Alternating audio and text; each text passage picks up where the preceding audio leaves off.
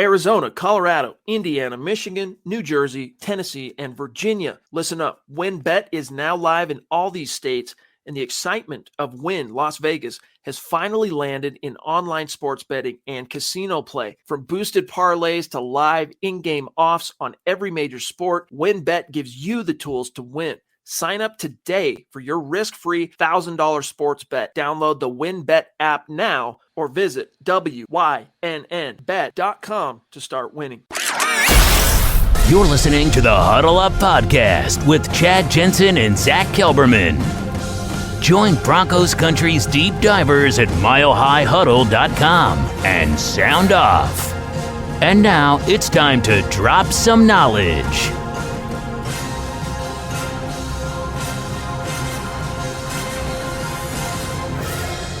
Welcome in, everybody. It is the Huddle Up Podcast, presented, as always, by Mile High Huddle and powered by Blue Wire Pods.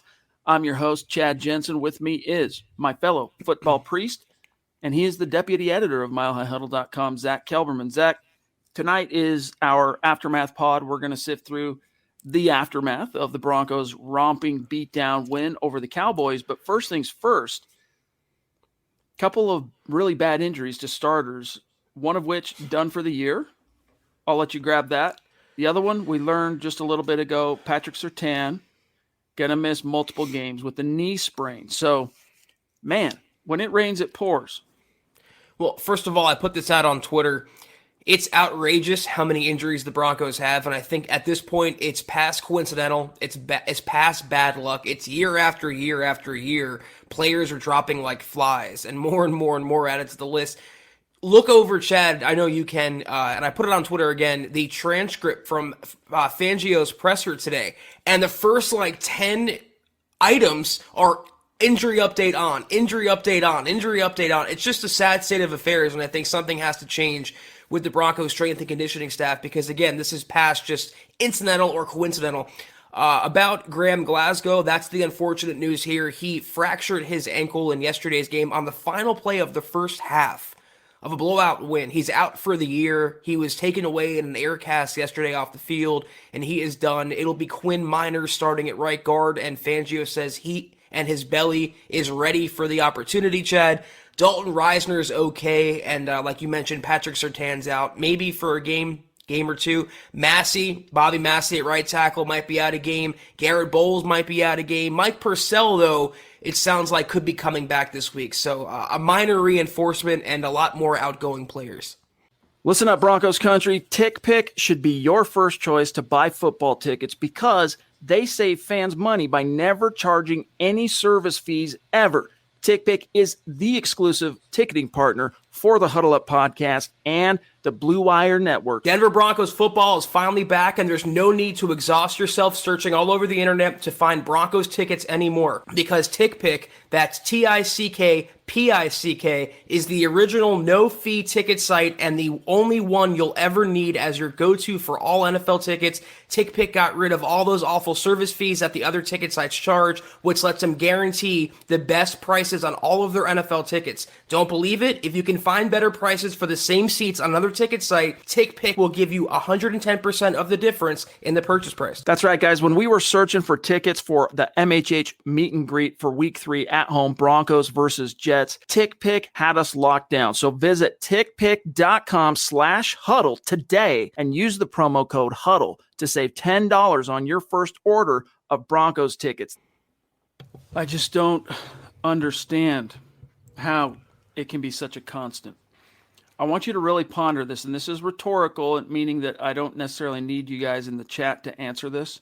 Zack, in your case, if you've got a good answer, by all means, name a game this year in which the Broncos haven't come out of it without losing a starter to injured reserve, whether short-term or for the season.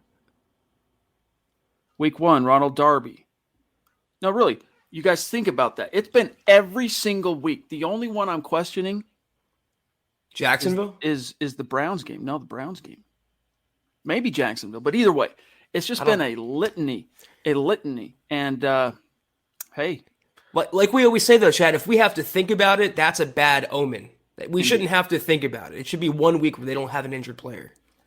I mean, at what point do you have to just stop saying, well, it's football. This is part of the game. Yeah, we get that, right? We understand injuries are part of football. It is the most violent, physical, pro team sport in the world, or at least in this country. I mean, it depends on how you view rugby, I guess, and all that stuff. But nevertheless, Zach, it's a constant, and I just can't get by. So I'm starting to ramble here, but let's talk about what Christian has on his mind here. Thank you, Christian, for that super chat. Getting in early, by the way. Appreciate you.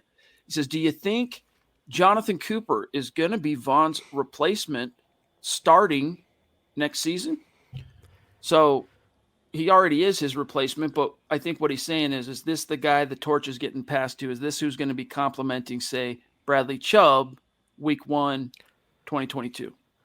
I have a tweet out there again that's causing some, I don't know why, some backlash. I predicted for next year, 2022, the Broncos starting linebacker core. I have Bradley Chubb, Kenny Young, Baron Browning, and Jonathan Cooper. And I think it's a good mix of veteran and youth. It's a good mix of speed and run-plugging ability. Bradley Chubb, guys, is going to be back. They picked up his fifth-year option, and when he comes back healthy and he starts performing, a lot of you guys will be happy with him. But Jonathan Cooper right now, some people said to me, I'm not ready to crown him over Malik Reed yet. Well, to me, Cooper is the Shaq Barrett to Reed's Shane Ray. And I don't mean that as a slight against Malik Reed. I just mean that Malik Reed can't do the things that Jonathan Cooper is doing, especially as a pass rusher. He is showing the bend and explosion off the edge that we haven't seen since Shaq Barrett or Von Miller for that matter. So for right now, I know it might be hyperbole or overreactive or emotional to say. I think that is the replacement going forward. And what a steal, once again, in the 7th round to get Von Miller's potential replacement, George Paton. The key for Jonathan Cooper is simply, hey, man, you're a rookie, and with rookies come the trial and error learning curve. It's pretty rare. I mean, you can go all the way back to 2011 to find a Bronco that was consistent as a defensive player from start to finish, and that was Von Miller. Like, he played the whole year like he'd been in the league, 3-4 years. Like, he was a veteran out the gates.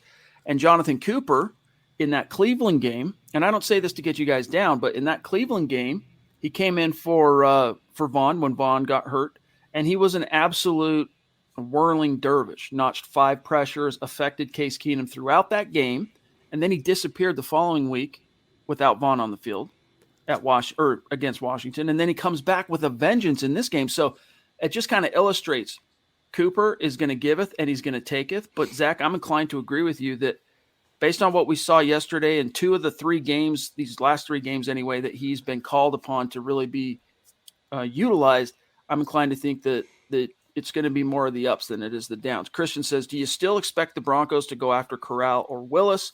These are 2 draft prospect quarterbacks rather than Aaron Rodgers or Russell Wilson, Zach. I think right now, November 8th, the Broncos coming off a big upset win in which Teddy Bridgewater did play well. He was pushing the ball downfield, and that's the type of quarterbacking the Broncos need. The smart play would not to be chasing someone like Rodgers, Wilson, Deshaun Watson. It's maybe re-sign Teddy to a 2-year deal. Don't break the bank, but throw him some money and also draft and / groom his long-term successor. I don't know who that is specifically. Could be Matt Corral, could be Malik Willis, could be Kenny Pickett. Someone in this draft class will get plucked by the Broncos. Teddy's not the long-term guy, but if he keeps playing this way, I think he's a good holdover guy and a mentor for the future. Andrew Lampy, appreciate all those stars, my friend. Your support, it really does mean a lot to us. I hope you know that. And while we're on the topic, we're going to get to his comment here that says, evening, speedy recovery to the Broncos MASH unit. Yep. Yes, indeed, man. It really is. Here's where we're at on the goal for this month, November. We set the goal at 200,000 stars. When we reach it, we're going to raffle off a Broncos jersey of the winner's choosing. And we are already just not a full 8 days into the month, nearly 50% complete. So shout out to you guys.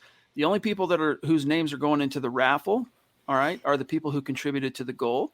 And here's a list. Here's a look at where that stands right now for the month of November. Randy at the top, Travis Weber at 2. Appreciate you guys. Doug Raquel at 3. Love you. Matt Beatty, love you. Mike Ronquillo at 5. Shane Daniels, 6. Tim Hoffman, 7. Tim Hoffman, Zach, is a guy who has really come on strong, I'm going to say, the last, say, 4 or 5 weeks of this season, and it's been really cool to see. We appreciate you, Tim. Morgan Henry, another kind of newer, coming on strong of late guy. Andrew Lampy there at 9, and Pete Middleton at 10. Legendary Chris Hernandez at 11, and you can see a few of the other names just outside, but we appreciate each and every one of you, and we can't wait to see who wins that raffle. Let's grab here Sam Bam. Appreciate you, bro. He says, I'm still shocked at the whooping we put on dem boys. Best part was looking around the stadium in the beginning of the fourth quarter and seeing Cowboy fans leaving for the exits and lots of orange. That, again, was something that really popped, Zach, whether you were there in person or watching on the television broadcast, just how much orange were in the stands. I think Broncos fans will be happy to hear that J-Ron Curse, who's a safety for the Cowboys, he actually publicly, admonished the AT&T home crowd. He said it was embarrassing how much Broncos regalia was in the stands and how loud it was. Dalton Reisner said when they made a touchdown, he was confused as to why are the fans at AT&T Stadium, Jerry World, cheering for the Broncos, and they were drowning out the Cowboys. So my hat's off to you, Broncos country. You travel well. You don't get the credit like Steelers fans or Packers fans or, Chiefs fans, but Broncos country travels, man. Doesn't matter where it is. It really does. It really does. And I think, as we know, it's not a geographic location. It's a state of being. And one thing that I think really helped kind of goose that collective state of being is the arrival of Peyton Manning in 2012. And I don't say this to cast aspersions on anybody. It doesn't matter when or how you became a Broncos fan. I don't care if it was, hey, I go all the way back to the franchise, baby, in the 60s, 44, Floyd Little, or if you were someone who caught the John Elway fever or the Peyton Manning. What matters is you became a Broncos fan, and Peyton Manning really raked in countless Broncos fans, and many of those same Broncos fans, Zach, when he retired victorious as a world champ, they didn't leave. They stuck around through the depredations. So just cool seeing how much Broncos country really shows out. Ivan, what's good down in Mexico, buddy? Thank you for the stars. He says, hey, guys, I will ask the same thing as this morning just to hear your thoughts. With the win yesterday, I have the feeling that Vic Fangio will come back for next season. The injury excuse is getting stronger. It doesn't matter, did they win this week? Did they win last week? Have they lost 2 in a row, 4 in a row? What matters is, Zach, did they make the playoffs? If Vic Fangio fails to make the playoffs, it's hit the bricks time. Trust on that. They can't afford to wait any longer. Like, this is his third year, Zach. So it's put up or shut up, and then it would be then the 6th straight year of missing the postseason. They can't continue twiddling thumbs. First of all, there's no injury excuse. When you have a team like the Cardinals who are missing DeAndre Hopkins and Kyler Murray and could go out there and whoop ass anyway, there is no injury excuse in the NFL. Everyone's dealt the same bad hand. Everyone's going through the same things. It was one really, really, really impressive victory, the most impressive victory of Vic Fangio's tenure, but it was still just that, one victory. They go out there on Sunday and lay an egg against Philadelphia in a game that now everyone expects the Broncos to win again.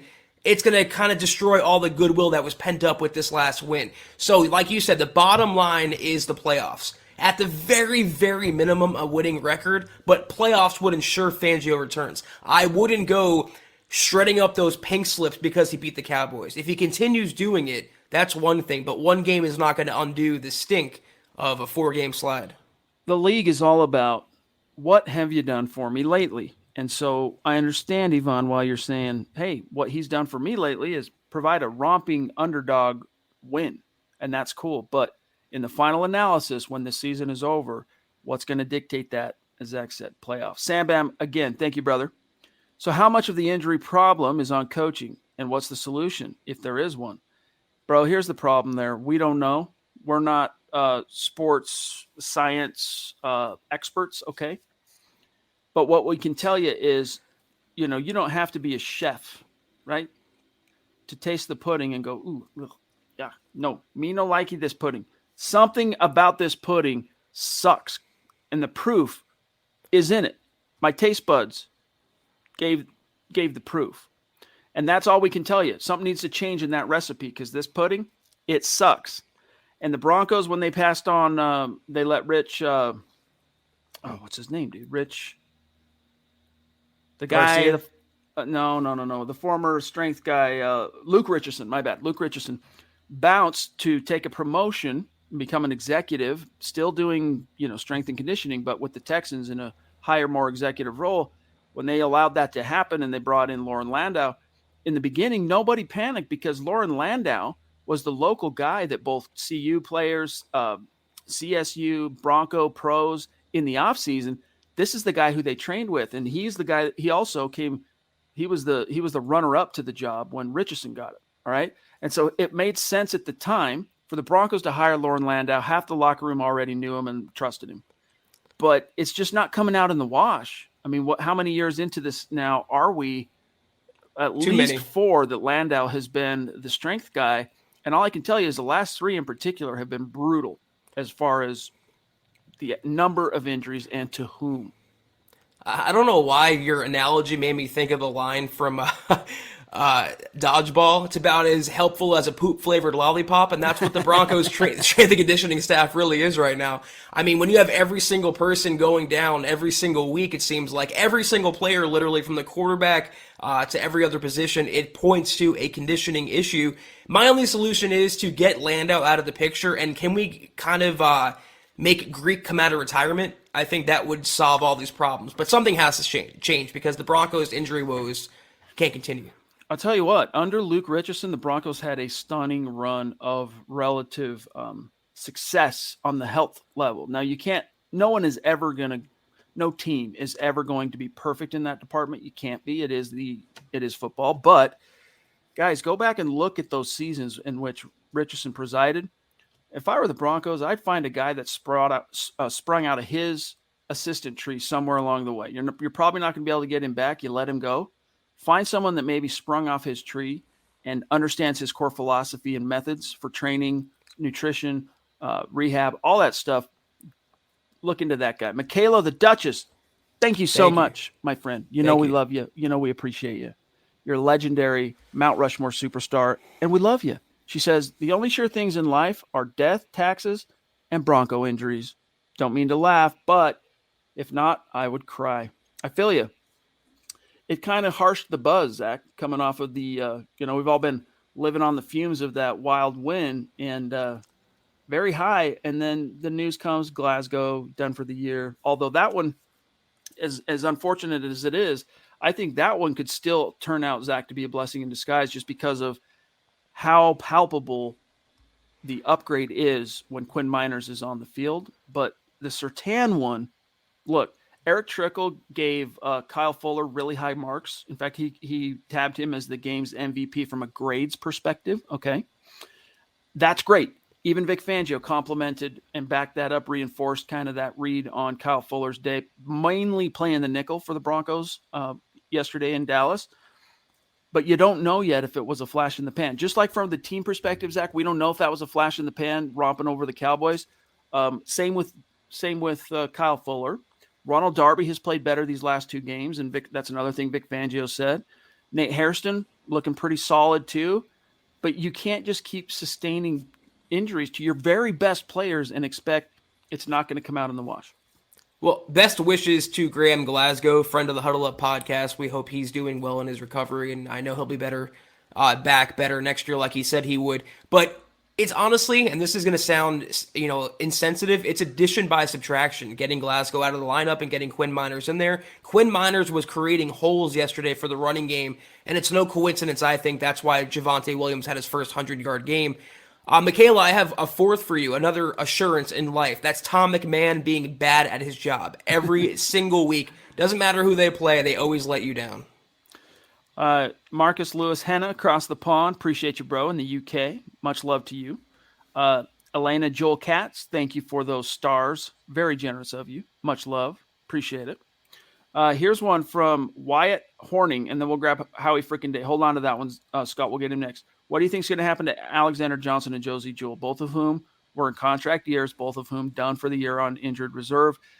We answer this probably at least once a week from a curious listener, Zach, but this one is a little bit more apropos now because we have a little bit more of a sample size with which to kind of sink our teeth now on the Kenny Young, Baron Browning pairing. Well, I wouldn't be surprised if they bring back one of the two. I don't think both are coming back, but they're going to have to take some sort of hometown discount. I'm not breaking the bank on either Josie Jewell or Alexander Johnson, even though they were playing kind of well before they got injured. You have to keep in mind that George Payton has no loyalty to either player, but he drafted Baron Browning and he traded specifically targeted Kenny Young. And both of those players right now are playing really well. Kenny Young changed the entire dynamic of the defense in a couple weeks. I tend to think George Payton will reward the players that contribute to the team, not guys who are on the trainer's table right now. So I wouldn't be opposed to bringing back Josie or AJ, but right now I'm a fan of Kenny Young. I'm a fan of Baron Browning. I want those guys to get the playing time, and we'll figure out the rest when we cross that bridge. I'm really geeked up about Kenny Young, and we've always been excited about Baron Browning. Yep. It's just been a matter of getting him healthy and getting him reps. And even Vic Fangio, we can read, in fact, since I'm talking about it now, maybe I should just pull up the actual quote. What Fangio said about Baron Browning today I thought was interesting. Quote, this is actually about both Browning and Young. Quote, they did better in their second week together, which you expect. Last week was their first game for us. Kenny has played a lot of football, and Baron didn't play any football prior to last week. I think this game here, he made some good improvements, talking Baron. Kenny is picking up things and feeling more comfortable with us. He played better too. And Zach, I just got to tell you, as someone who still looks back very fondly over the era in which Smoke Dog Al Wilson patrolled the middle of the Broncos defense, rocking that number 56. I love seeing Baron Browning at off-ball linebacker, trucking dudes, running around, just being a flash on the field in that number. You know what's great, though? If Baron Browning and Cooper both end up starting for the Broncos, that's a third-round pick and a seventh-round pick. That's what you call cost-controlled starting players, and that's, I think, what George Payton wants to do and devote those resources elsewhere. But I don't envy the position he's in. Not only is Josie and AJ a free agent, unrestricted after the season, so is Kenny Young. So you really have to negotiate, if you want, with three different inside linebackers, potentially for two spots. I think Kenny Young has a good chance of getting a second contract. Terrence, shout out to you, bro. Yeah, maybe that George Payton was the team's best off-season acquisition. Stew Meat, what are you talking about? Are you talking to us? Or are you talking to someone in the chat? He says, you say you love me, but I don't care. Maybe it's I don't know. That sounds almost like a lyric or something. I don't know. You know we love you, Stew Meat. For real. Let's go. Howie frickin' Day in the frickin' house. Dropping some frickin' knowledge. Appreciate you, bro. Serious stars, bro. Appreciate that. He says, how about this rookie class, though, from our backup lineman to the position piece of crap players? I don't know. POS usually, that's where my mind went. as an acronym, isn't good. But anyway, the new GM seems to be doing well. How would you grade this class? Well, it's kind of faux pas to grade a rookie class, without a full season under its belt. But for the sake of what the heck, I mean, it is Howie frickin' Day, so what the frick, Let's just frickin' grade it. I'm going to give Pat Surtain an A+. He's hurt, but dude's been a baller when he's on the field, period, end of story. Best corner on the team. It was the right pick. I'm going to say Javonte, I'm going to give him a B+. And the only reason that he's not an A is because the team just hasn't been using him the right way or enough, I guess is really my complaint, Zach. I'm trying to remember all the third-round picks. Quinn Miners, I'm going to give a B. Just need to see more of him. Who else am I missing on the third round? Baron Browning, obviously. I'm going to give him, since it's only incomplete on Baron. I can't grade Baron yet. We need more sample size. There's another third-round pick. I could swear. I'll pull it up on PFR. But you want to get started answering this for him? Patrick Surtain is going to be an all-pro next year. You can book that right now. The guy is tremendous, and he plays beyond his years at the position. I see total shutdown ability. I'm going to give him, and he was beat a couple times. He's had some issues in coverage. I'm going to give him an A-. To your point, Chad, I understand what you're saying, but I don't hold the coach's incompetence against Javonte Williams. When he's used, I mean, he makes something out of nothing consistently. What was a 3-yard run? There were 4 Cowboys players swarming him yesterday. He turned that into a 30-yard gain. The guy is unbelievable. I give him an A- as well. No one's perfect. I actually probably give him an A. I mean, he hasn't been prone to fumbling. He's been doing his assignments and really capitalizing when given the opportunity. Baron Browning the more he plays, the more he'll get better. He needs experience right now, and that's why you're seeing growth week to week. I'm giving him a B+. He can be a little better against the run, a little better in space, but it's not easy with so many players going down around you. And we can go down the whole list if you want, I guess. Yeah, so here real quick. So I was thinking of last year where the Broncos had 3 third-round picks. This year they had the 2. We already nailed Miners and Browning. Then you got Caden Stearns and Jamar Johnson in the 5th. Caden Stearns, I'm going to give a solid B+. All right. Jamar Johnson, incomplete. We haven't seen him play defense yet. Seth Williams, he's already gonzo. Kerry Vincent, traded. Jonathan Cooper, I mean, it's really only been 3 games where we've seen serious impact, and that's only one more than Baron Browning. So I'm going to err on the side of not enough there to grade, but if I were, gun to my head, I'm going to give him like a B. I need to see more, though. And then Marquise Spencer, who we haven't seen on defense yet. So pretty good so far. I mean, George Payton's been doing well. I mean, getting after the quarterback like Cooper does, I'm going to give him an A-. Caden Stearns, he can also, maybe I'm just in a good mood tonight. He can flirt with an A- as well. That is your future long-term safety opposite Justin Simmons. I love what I've seen from him. And not only the draft class, these are all George Payton's imports, his hand-picked players. But how about midseason pickups like Kenny Young? Stephen Weatherly was making plays at outside linebacker. George Payton is not the issue in Denver for those thinking he is. He's actually the solution for the Broncos going forward. Travis Weber, what's good, buddy? He says, and thank you for the stars, my friend. We love you. Big blow losing Glasgow for the season. But I did question him at the beginning of the year. Do we know how many games exactly PS2 is going to miss? No, the reporting actually came from Jeff Legwold of ESPN. And he just said sources told him the team expects, quote, multiple games. And we'll get some clarification on that Wednesday when Fangio and the Broncos reconvene for the week of preparation for the Eagles. We'll get hopefully some more details. And maybe there'll be some insider reports. I haven't really checked up on Kliss since that. Maybe there's something Kliss has reported that adds additional context. Well, don't forget, they have a bye after the Eagles game, so they might err on the side of caution and see how he feels going into that week or coming out of that week. I think there's a good chance he's only going to miss 1 game when all is said and done, hopefully. So here's real quick. Here's what Kliss reported an hour ago on Twitter. Quote, Surtain timetable not yet determined. With the bye coming following the Eagles game, it would be understandable if he got 2 weeks to heal and be ready for the post-bye game versus the Chargers on November 28th, which starts the meat of the Broncos schedule versus the AFC West. So that's Kliss clearly planting the seed that it might only end up being 1 game that Surtain actually misses thanks to when the bye fell in this schedule. They're going to need him, too, against Herbert in that offense if they want to win a tough divisional game. Clado, what's good, bud? Appreciate you. You've really been a consistent Super Chat superstar lately, and we appreciate you, bro. In fact, Clay, I think it's about time you reach out, shoot us an email, milehighhuddle@gmail.com. Let us get your personal deets. Let us send you out a T-shirt or a little something as a thank you for your support. All right? He says, all I got to say is, and by the way, we need your address and T-shirt size. All I got to say is the football gods were merciful with Pat Surtain. They knew we couldn't handle a Vaughn trade and then a season-ending injury to my boy PS2. Yeah, that's the silver lining. That's the glass half full philosophy or outlook. So we agree. It's about time the Broncos got some injury luck, even if it's minor compared to everything else.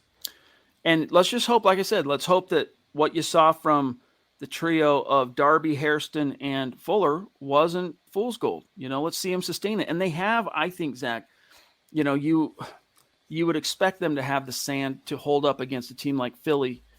Maybe not enough known yet about Hairston, but the amount of football that Darby and Fuller have played, I mean, they should be able to hold the fort. Dave from Georgia, another legendary Mount Rushmore superstar here at MHH, says, I was critical of the Merlot signing, but he's played really well this year. Pookie is the future, though. # Broncos Country Football Priest.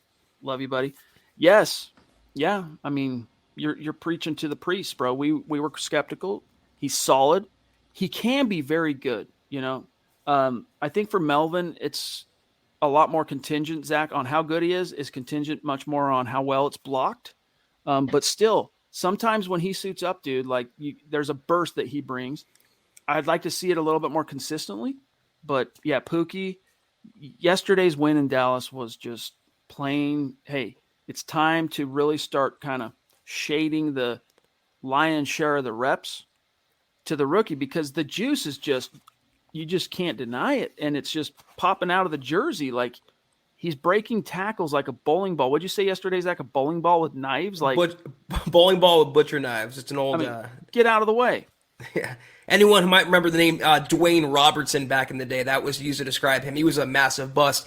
You know, you mentioned Gordon being solid. I agree. By no means he's been bad this year. I don't think $8 million worthy, but by no means bad. He hasn't been spectacular, though. You know, the expression is solid but unspectacular. That's, I think, what Melvin Gordon is, but that's not what Javonte is. Javonte, to me, is spectacular. He's doing things that Gordon can't do or hasn't done yet. He's also not prone to giving up the football like Melvin Gordon is. And so many times, or at least 2 times yesterday, I saw Gordon carrying it with one hand, and it was kind of creaky there. Hold it with 2 hands, Melvin. Let's go. The sooner the Broncos make Javonte RB1, the better. They need to feed Pookie and keep that going. Hey, appreciate that, by the way. Stars for Lawrence means a lot, I'm sure, bro. It means a lot to us. Gary Leeds Palmer, legendary. What? I'm out of the hospital? Oh, that's right. Wait, the patient died? Who's the patient? The operation was a success, but the patient died, LOL. I don't understand that one, bro. You'll have to explain that. You're shocking us a little bit here. But I remember now, I don't remember the exact nature of the surgery, but was it a back or something like that? I mean, no, maybe it was a ticker. I'm trying to remember. But Gary, glad to have you. I just got it. He's out of the hospital because he died. Maybe. Am I being too morbid? It's still going over my head. I don't know. Either way. Let me know if I'm right about that, Gary. I hope you're alive, though, to answer. GLP, we'll take that as a positive silver lining development that you are indeed in the chat. You must be still with not us. Haunting us from below. Ron Dubb, our friend, our longtime Super Chat superstar who we got to kick it with in Denver a few weeks back. Great to see you, bro. Thank you for that Super Chat. He says, hey, guys, I was at the Dallas game. Dude, you travel, my dog. This guy is from Georgia. Or I should say lives in Georgia. I'm not 100% sure where you're from. But travels for the Jets game, hang out with us. Then he travels to the Dallas game. He says, so much orange. We showed out. Who is your MVP of this game? Who gives the best spark offensively, and how do you see the Philly game going? Man, I'm going to say in this one, my MVP is probably Javonte, would be my MVP for the Dallas game. Who gives the best spark offensively? Right now it's Javonte, followed closely by Timmy P. But the Philly game, Zach, what's your answer for him? How do you see the Philly game going? Well, it depends what version of the Broncos we see against Philadelphia. It reminds me, coming out of the Jets game, I wanted to see if they can keep this going or kind of prove it was a mirage, and they proved it was a mirage then against the Ravens and going forward the following games. If they play like they did against Dallas, they're going to wipe the floor with Philadelphia. But that's a major, major if. You never know with the Broncos. I want to throw Jerry Jeudy in there for offensive MVP. I know he might not get it, or team MVP, but he played amazingly, and he's taking reps at a fast rate away from Cortland Sutton. A lot of players to name, a lot of coaches to name. I give credit to Vic Fangio as well, Chad. You can argue he was the MVP for having the Broncos up for that game, having a masterful game plan against Dak Prescott, and holding Dak to arguably the worst output of his career. Impressive. It was. Andrew Baker, another great supporter, super supporter who we got to kick it with a little bit at the meet and greet, says, well, with Zach's knowledge of the Cowboys and Broncos, did we play that good or they just played that bad? Both.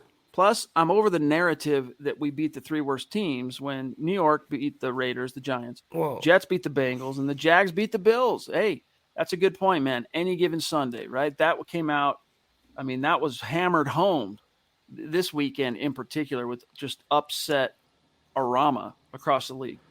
Did anyone really expect the Raiders to win that game with all the off-field drama? I think it's catching up to them a little bit. I don't subscribe to that. They did beat 3 of the worst teams. I mean, the fact that we have to prove, say them in a sentence to prove the otherwise says they're a bad team.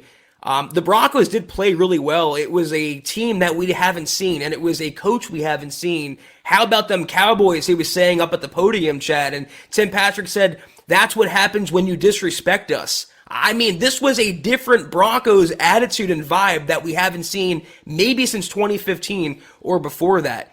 The Cowboys, though, if you watch any of their games, they played horribly. They played about as bad as you can expect them to play, dropping passes, missing blocks. They couldn't tackle worth a damn on defense yesterday, the 6th-ranked run defense. The Cowboys, a complete letdown game, trap game, whatever you want to call it. So that was on them. I don't think they're going to continue being that bad going forward, but the Broncos deserve credit because they took it to them with an intensity and a fight and an intention that we haven't seen in quite a while, if ever.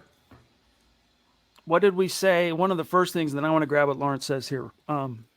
So cool. Stars for Michael, stars for Lawrence, coming from the community because Michael says he can't get no stars this week because he just got a new cell phone. No worries, Mike. You got Travis has your back and Lawrence as well. It's just so cool, man. Lawrence, let me find it right here. It says, Kelberman, I was going to ask you, actually, hold on, let me put a pin in this real quick. What I was going to say is one of the first things off the cuff last night was, then I just lost my train of thought because I'm focusing on the peeps. It'll come back to me. Let me grab Lawrence real quick. Kelberman, I was going to ask you if we should seek out their offensive coach after this eye-opener. No worries about the stars of Lawrence. This is a trope, Zach, that isn't going away anytime soon. But nevertheless, how much did that stinker affect your outlook on Kellen Moore as a prospective head coach in Canada? You know, on one hand, I really wanted Kellen to show Broncos fans what he can do close up because he really is the real deal. And so many people are trying to dunk on me in the comments on Twitter about how bad the Cowboys offense looked, but it wasn't Kellen Moore dropping passes. It wasn't Kellen Moore missing wide open receivers. He was getting those receivers wide open. I mean, there were a couple times where it would have been a walk-in touchdown, whether it was Cedric Wilson or CeeDee Lamb. That was scheming on Kellen Moore's part. So he is still a hot head coaching candidate. And if the Broncos are on the market, I still would love for them to look in his direction. I remember what I was going to say now. With the now I just got distracted again with the name, the Boogmeister. Is it the Boogmeister, by the way, or is it the Boogmister? Because the last time you super chatted, I called you the Boogmeister. But it looks like if we're going off phonetics here, Zach, it's Boogmister. He says, love the show. Helps me get through the day out here in Utah. Calvin Anderson at right tackle. Miners at right guard might be nice. Yeah, so if you get Bowlesy back this week, Zach, you're getting an entirely new right side of the offensive line, which honestly, and if you guys read Eric Trickle's grades piece today, it's a double-edged sword because Bobby Massey, who'd been very up and down at right tackle for this team, was producing his best game as a Bronco when he got hurt. So it's like, man, why does it have to happen then? But nevertheless, Quinn Miners, dude, he's just an animal. And when he's out there on the field, Zach, the impact is felt. It's evident. It's obvious. It's palpable. Calvin Anderson, credit to him. I mean, he gave up a couple of pressures yesterday to Dallas, but no sacks. And now he's going to have to figure out how to do it on the right side. Might not be till after the bye. Depends on what they ultimately decide to do with Garrett. But probably this week. I doubt Garrett Bowles misses another game, to be honest with you. Am I the only one who doesn't want Garrett Bowles back, though, considering how good Calvin looked? I mean, no holding penalties, no sacks allowed. It was nice not having to worry about that. And I give Calvin a ton of credit. That's not an easy Dallas front seven to go against, and he was a stonewall.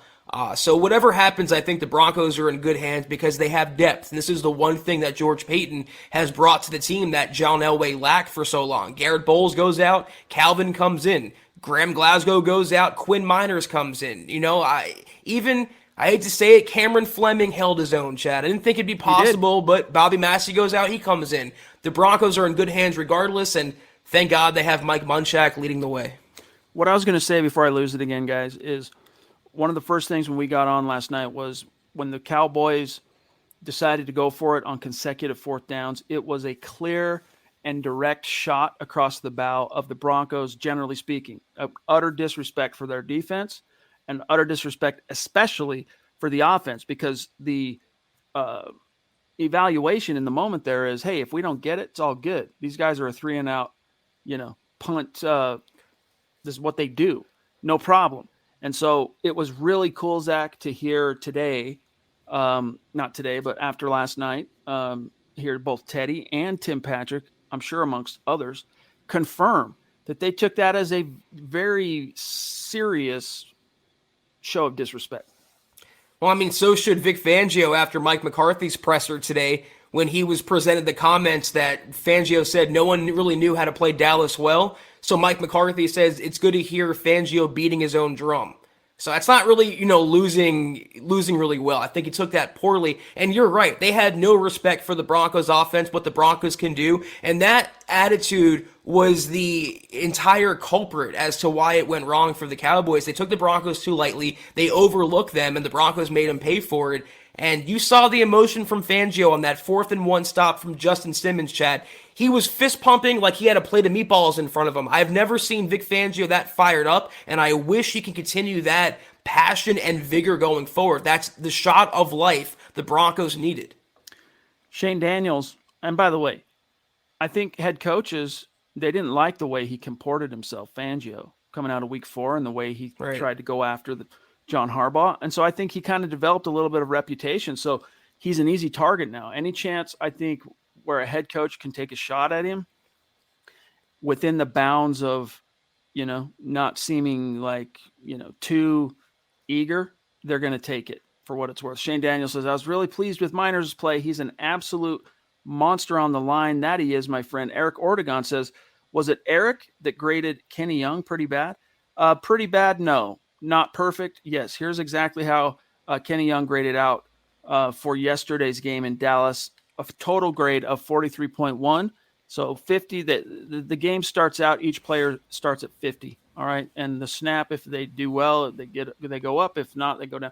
So you can see Kenny ended up less than where he started. But here's the rationale takeaway from Eric. Quote, Young has been the hot additional linebacker, and his play against the run has been great. However, his play in coverage has been rough, mainly when he isn't coming downhill to cover the flat. So when he's swarming to the flat to cover a running back on an outlet, no problem. When he's having to kind of backpedal and cover the middle of the field or what have you, that's what he's talking about.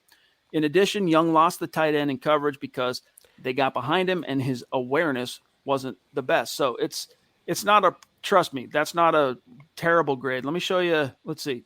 Actually, there really weren't that many. These weren't it was hard to poorly grade anyone in this game. Dalton Reisner was technically the poorest graded guy out there for Eric Trickle, but I've seen grades in the teens. It's rare, but usually each week there's at least grades in the 20s. Like some players just really suck it up. So I would say that from a grades perspective, this Kenny Young one, Zach, this is probably more of like an average linebacker grade, to be frank. But against the run, stud, just needs to get better in coverage. And that's going to come the more comfortable he becomes in Fangio's scheme, because Fangio's deal with linebackers, a lot of different kind of zone themes and philosophies that they have to kind of marinate on. It takes a little bit of time. Well, I mean, I think some of it is scheme issue too, like you were kind of, getting on there. How often have the Broncos linebackers got mixed up by a tight end? They can't. That's been the running meme in Broncos country for 5 years now. They can't cover a tight end. I'm not putting too much on Kenny Young for that when you have Baron Browning matched one-on-one with Amari Cooper or Von Miller covering a receiver. That's a scheme issue. Kenny Young hasn't been perfect, but he's been a shot of adrenaline, Chad, and he's bringing energy and fire, and you can't measure that in data, in stats, analytics, or anything. He's changed the dynamic of this defense. 100%. Colby, what's going on, buddy? Thank you for all of your support, my friend. Have you gotten your hat? I can't remember what we shipped you. Was it a hat, a T-shirt? Let me know. He says, can we now afford to keep Tim Patrick and Cortland Sutton? I see Tim Patrick kind of as a Demarius 2.0. I don't. I see him more as a Rod Smith, because Demarius was an explosive beast. For his size, I mean, he had a tight end's body, but he could run a 4.4. Like, he was just a phenomenal athlete, that very rare. Whereas Tim Patrick, he's not that guy. He's a technician. He's a hard worker. He's always going to out-scrap and outwork all comers, including guys that might be a little more talented than him, like a Cortland Sutton. So in that sense, Zach, he reminds me more of the Denver Broncos all-time leading receiver in Rod Smith than, say, the number 2 guy. in Demaryius Thomas. I mean, DT, Rod Smith, regardless, he's a hell of a player, Chad. And someone asked me on Twitter, who do you pay? And I don't want to be George Payton making that call, because you can make the case for either. I'm probably leaning a little more toward Cortland Sutton because, like you mentioned, the explosion ability, the catch radius, what he can do with 80-20 balls as they've come to be known. But Tim Patrick is one of the most reliable pass catchers I have ever seen play for any team. Yeah. And whatever deal he gets from wherever he lands, he deserves every single penny of it. I think you try and find a way to keep them both, just because, and I think you can afford it with Vaughn's money off the books next year. I mean, you'll have to figure out how much of your cap ultimately gets allocated to whoever your quarterback is next year, but still, I think you can swing it. You know, we've learned over the years that when it comes to the salary cap, man, if there's a will, there is a way. So I think these two guys are proving that, hey, Jerry Jeudy, the best is still yet to come from him, but you can't count on it per se, and you can't count on it from KJ. What you seem to be able to count on so far is Cortland and Tim. It's unfortunate in a sense, Zach, that they're basically so similar as players. You'd like them to be a little bit more complementary in the different things they bring. But as you said, man, Tim Patrick, throw it in his direction, he's going to catch it. Yesterday's game was the first time I saw a ball get to his breadbasket, and he didn't come down with it. And it wasn't a drop. You can't categorize that as a drop. It was punched out by the DB. A great play. Extremely rare. Extremely rare. Marcus across the pond, what up, bro? Thanks again. Fangio had a look as he was a cat, he's a cat that got the cream, but he seems to have forgotten all the F-ups he had previously. I never heard that one before. Cat that got the cream. Yeah, I mean, it is a little bit like Fangio at times. He's just a little bit cringe, like he's tone deaf, like he forgets, all the water that's passed under the bridge, and he's like out there flexing like, yeah, we totally knew we were going to beat the pants off what half of the talking heads in the league viewed as the best team, at least in the NFC. I want to see that energy, Zach, on the sideline. That's what I want to see.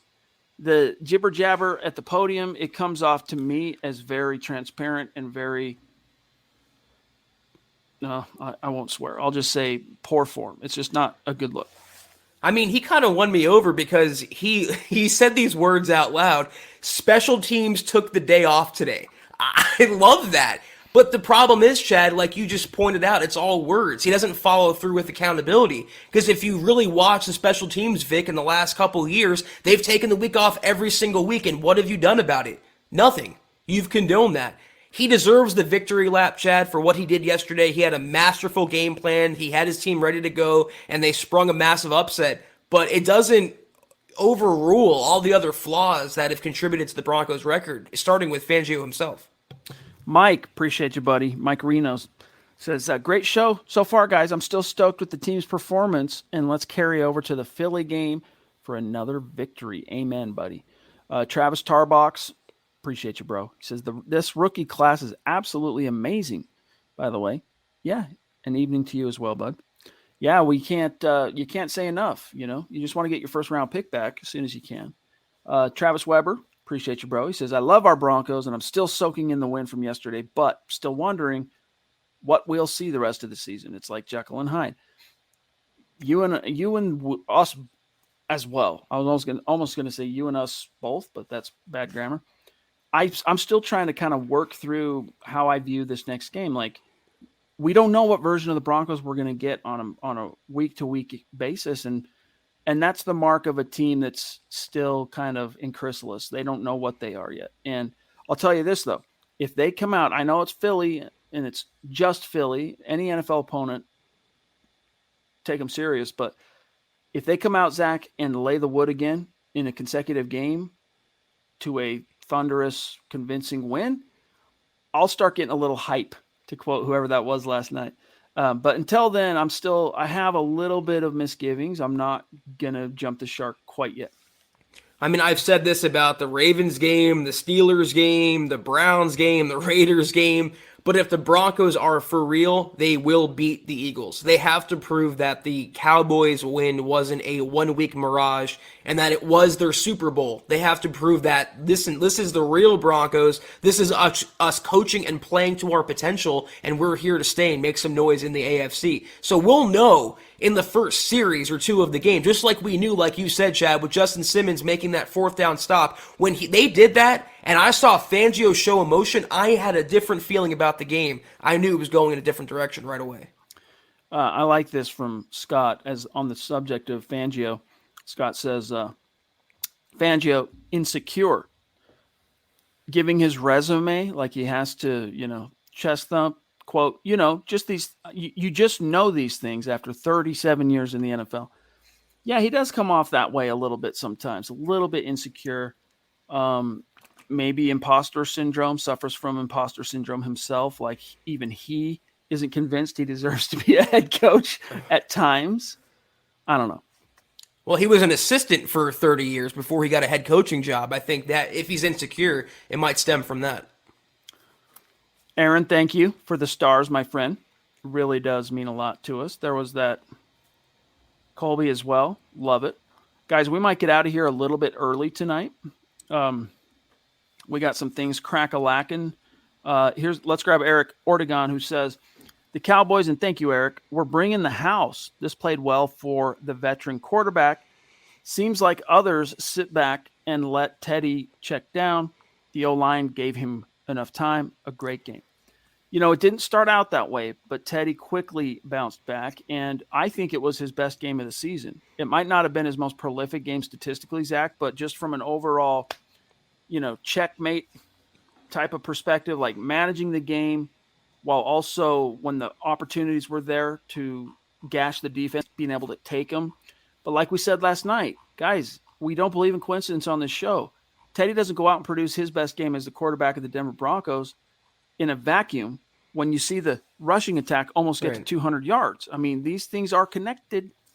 That's why we've been screaming and literally pounding the table for Pat Shurmur to run the ball more, because good things will happen when you stick to the run, when you have a player like Javonte or Melvin Gordon for that matter. And it's a sympactico. It goes hand in hand. When you have a good rushing attack, good things open up downfield for you. They were also getting the ball to their playmakers like Tim Patrick, like Jerry Jeudy, and let good things happen in space. It was just that Pat Shurmur for 1 week, and might be 1 week only, he grew a brain. Pete Middleton, what's up, bro? Tuesday morning for him already. Where is it? Where is it, Scott? Is it Thailand? Oh, is it a Turkey? It's Cambodia. Thank you. Appreciate you, Pete. You're dedicated. Says, I'm enjoying the perfect start as I listen to you guys. Love you, dude. You've been with us a long, long time, and we appreciate you. Also, shout out to another guy, been with us a long time, and that's Big Ern, as I like to call him, Ernie Mays in the house. He says, awesome game. Let's go 7 straight wins against the Cowboys. Hello, Chad and Zach. Yes, indeed. Yeah, the Broncos have Cowboys number, man. There's no getting around that. Travis says, I watched the show last night, Priest, and I totally agree with Chad's take that Quinn Miners absolutely should be a starter. Hey, if you happen to feel that way, guess what? He's a starter now. Ended up coming to him because of an injury, but is there any chance the Broncos keep Graham Glasgow around beyond this year? Because I see literally zero. No. I mean, they can get out of his contract, too. I think over $3 million or $3 million approximately becomes fully guaranteed next March of his base salary for next season. There's no way. You have Netani Muti. Now you have Quinn Miners stepping up and playing well. Glasgow took his last snap in a Broncos uniform. By the way, Jeremy, you're the only other cat I know that is not in my immediate circle that uses Judas Priest as an epithet. So kudos to you. All right, guys, we got to get out of here. Let me just make sure we haven't missed anything. Okay, we do got 1 or 2 more. Lando, what's good? Don't call him Calrissian Lee. Appreciate you, bro. That's 2 nights in a row showing some love. Respect. Appreciate that. Let me see here. We also have Howie Frickin' Day with some more stars. Love you, bro. He says, where was this grit before? This bully-like attitude 3 games ago. They've been saying it for weeks, but it looked maybe more importantly, felt like the Broncos finally had enough. They looked hungry. They looked hyped. They finally looked like a team. The sideline was pumped, and Vic didn't look like a mummy. Guys, the Von Miller trade had something to do with it. We don't know exactly how. We don't know if it was George Payton, Zach sending a message like, look, the one guy that was untouchable just got traded. You're all on notice. Sing for your supper. Or if it was more of a kind of passive scenario where a vacuum got created and people stepped in to fill that vacuum. Could be combinations of these things. But, Zach, we would be remiss to ignore the fact that the best performance this team has showcased in the history of Vic Fangio as head coach comes days after Von Miller was traded. So we don't believe in coincidence. That has something to do with it. It also, we mentioned it, and it's worth pointing out again because it's true. The Cowboys taking the Broncos too lightly, overlooking them, disrespecting them, to quote Tim Patrick, that contributed to it as well. When you give a team bulletin board material, the other team, if they have nothing to lose, backs against the walls, underdogs, 10-point dogs, they come in there and win in a blowout. I mean, it's just the way the cookie crumbles sometimes. And every break went in the Broncos' direction. When you get a punt blocked and keep possession of the ball, it's your afternoon. Charlie, thank you for those stars, my friend. Means a lot. Hope you know that. Pete Middleton again saying, hey, pay Tim Patrick and then use the franchise tag on Courtland Sutton. Yeah, the options are there, man.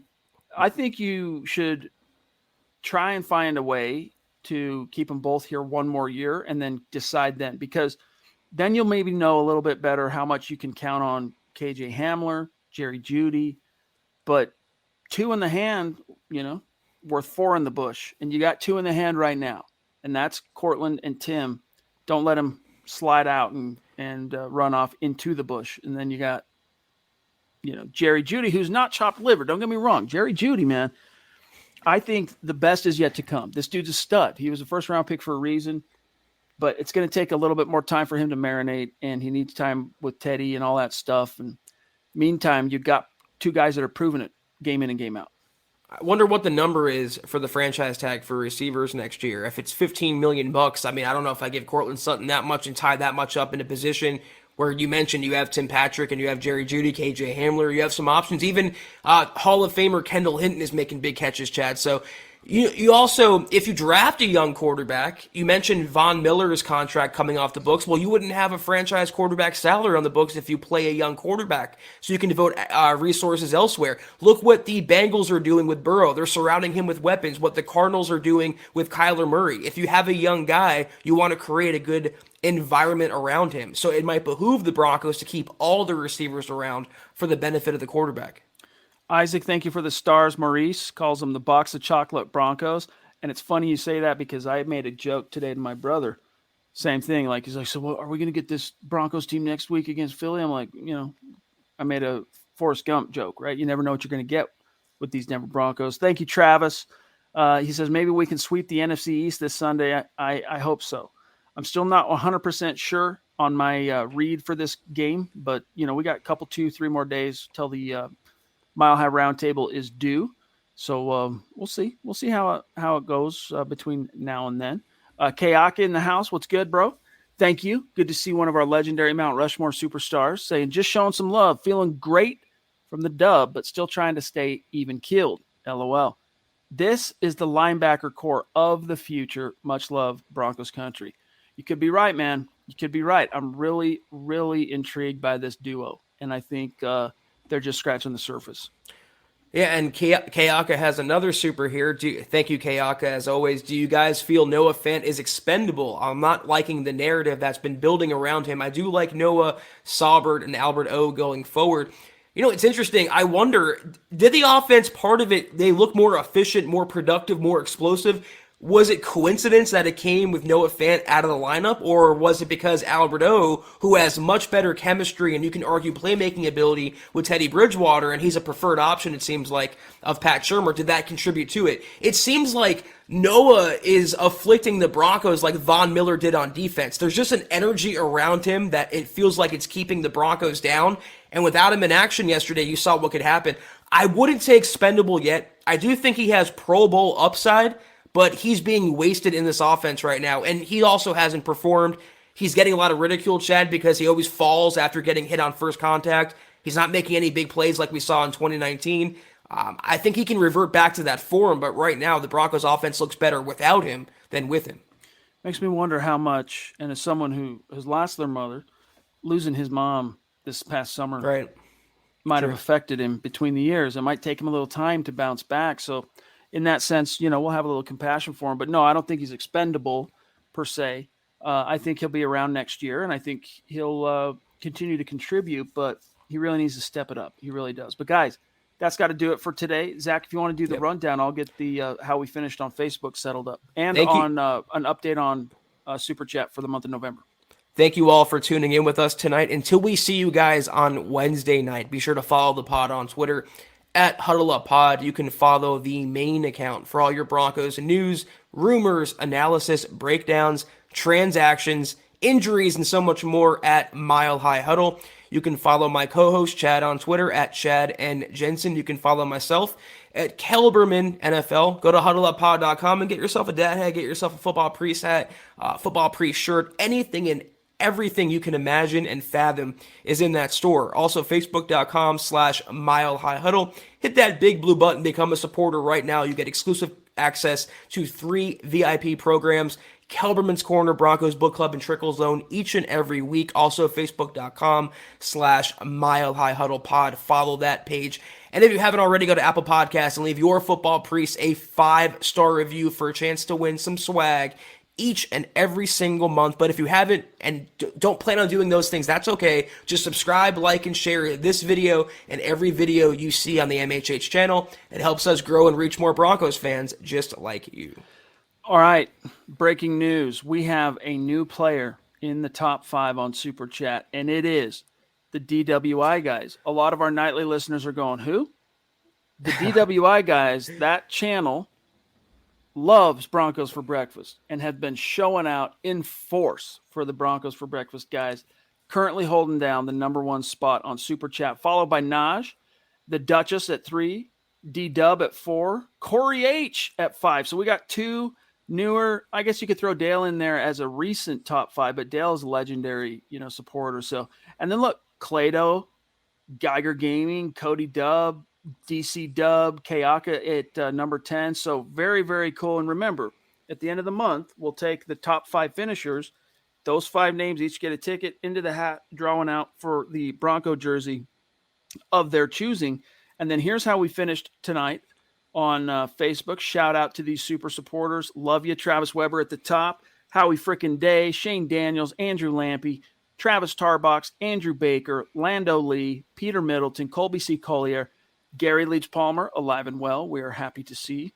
Charlie Young, Aaron Richardson, Mike Reno, Marcus Lewis Henna, Claude Riley, Isaac Dabaja, George Fox, Elena Joel Katz, and Yvonne Talavera Perez. Much love to each and every one of you. Thank you for the support. We're off. We'll see you Wednesday night. In the meantime, don't forget, in the morning, another fresh episode of Broncos for Breakfast, followed by Building the Broncos tomorrow night, 8 p.m. Eastern Time, 6 p.m. Mountain Time. I thought it said DUI guys, and I had a Melvin Gordon joke, but that's neither here nor there. We'll see you guys on Wednesday. Take care, and as always, go Broncos. You've been listening to the Huddle Up Podcast. Join Broncos Country's deep divers at milehighhuddle.com to keep the conversation going.